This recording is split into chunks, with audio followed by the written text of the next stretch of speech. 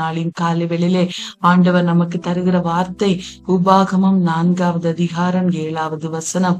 நம்முடைய தேவனாகிய கர்த்தரை நாம் தொழுது கொள்ளுகிற போதெல்லாம் அவர் நமக்கு சமீபமாய் இருக்கிறது போல தேவனை இவ்வளவு சமீபமாய் பெற்றிருக்கிற வேறே பெரிய ஜாதி எது? அன்பான தெய்வ பிள்ளைகளே, இந்த நாளின் காலை வேளையிலே ஆண்டவர் நமக்கு தருகிற வார்த்தை இதுதான். நாம் எல்லாரும் ஒரு ஸ்பெஷலான ஜனங்கள், ஒரு விசேஷித்த ஜனங்கள். ஏன் தெரியுமா?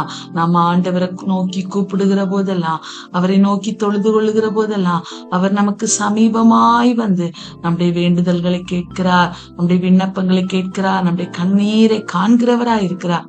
ஆகவேதான் இவ்வளவு நாம் ஜெபிக்கும் போதெல்லாம் நம் அருகிலே வந்து நமக்கு நம்முடைய விண்ணப்பங்களை கேட்கிற இந்த தேவனை இவ்வளவு சமீபமாய் பெற்றிருக்கிற வேறே பெரிய ஜாதி எது என்று வசனம் சொல்லுகிறது.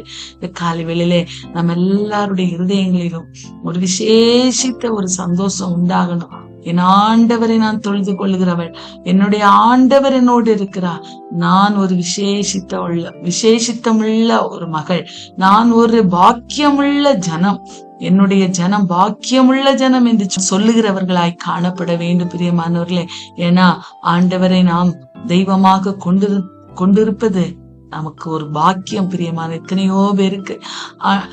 இந்த சந்தோஷம், இந்த மனமகிழ்ச்சி, ஆண்டவர் நமக்கு தருகிற சமாதானம், சந்தோஷம் இந்த உலகத்துல எத்தனையோ ஜனங்களுக்கு இல்லாம இருக்கிறது. ஆனா நாம் ஆண்டவரை தொழுது கொள்ளுகிற போதெல்லாம் அவர் நமக்கு சமீபமா இருந்து தாயாக, தகப்பனாக, தந்தையாக, உற்றாராக, உறவினராக இருந்து நம்மை தேர்தல் படுத்துகிற இவ்வளவு பெரிய தெய்வத்தை நாம் ஆராதிக்கிறோம். ஆகவே நாம் எதற்கும் சோர்ந்து போக வேண்டிய அவசியம் இல்லை.